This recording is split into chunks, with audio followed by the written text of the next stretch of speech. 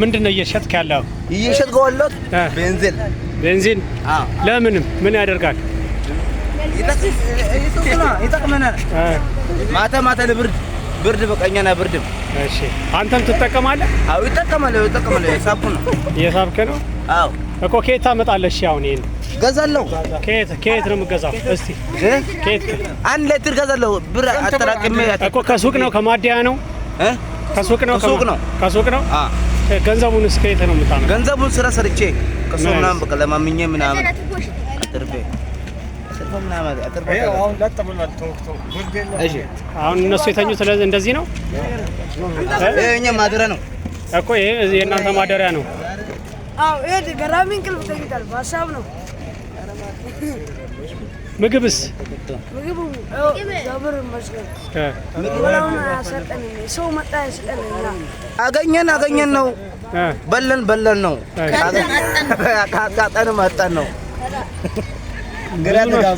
ከየት ነው ግን የመጣችሁት? እኛ መጣነው ከተለያየ ሀገር። ለምሳሌ አንተ ከየት መጣ? እኔ ከጂንካ ከወሎ ስፎር በታች በኩል ጋር እዚያ የጂንካ ልጅ ነህ። አንተስ ከየት ነው የመጣው? እዚሁ የጂንካ ሰፈር የጂንካ አካባቢ። አንተስ? የአርባ ምንጭ ልጅ ነህ። መቼ ነው የመጣው? ስንት ዓመት ይሆናል? አታስታውስ? እነዚህ የጂንካ ናቸው።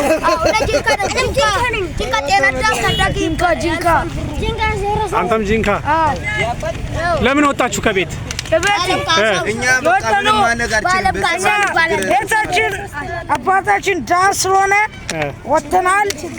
ችግር ቤታችን ስላለ እኛን የመቱ ያባረሩ። ቤተሰብ ነው እየመታ ያባረራችሁ? አዎ ሰክሮ መጥተው እኛን ይመታሉ። አባቴና አባቴም ሰክሮንን መጥተው ሲመቱ። አንተስ ለምን ወጣ? እኔ አባቴኛን ሰክሮ ዝም ብሎ የእናት የለች ግን ባባታ። አንተስ እንዴት ልትወጣ ቻልክ? እኔ ራሴ ወጣሁ።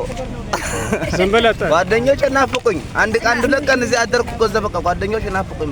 በቃ ከተመለመርኩ እንጂ ምንም እዚህ ለምደህ ነው እንጂ ምንም ቤት ውስጥ የጎዱህ ጉዳት የለም። ቤት ማንም ጎታ ነው ወርዘን ኑር ለነገር አኖር ቤት ከነሱ ጋር ነው የምታሳልፈው።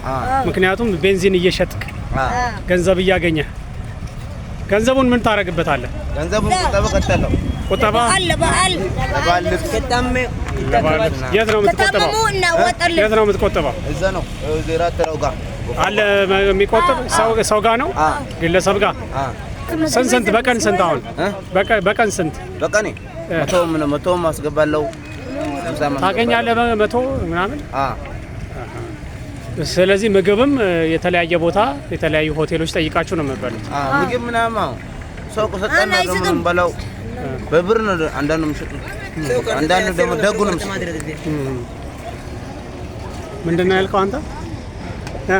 ንገረኛ። አይ ሰው ቡለ ካልሰጣ እብን ፍራስተር በልታ አይደለም። ምን ስል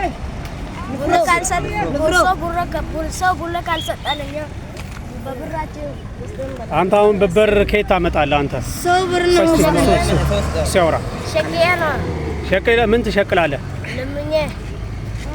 ለምን አሁን ይሄን የውሃ እቃዎች ሰብስበህ ይዘሃል? ምን ያደርግልሃል? እራት ሊበላ ነው። እራት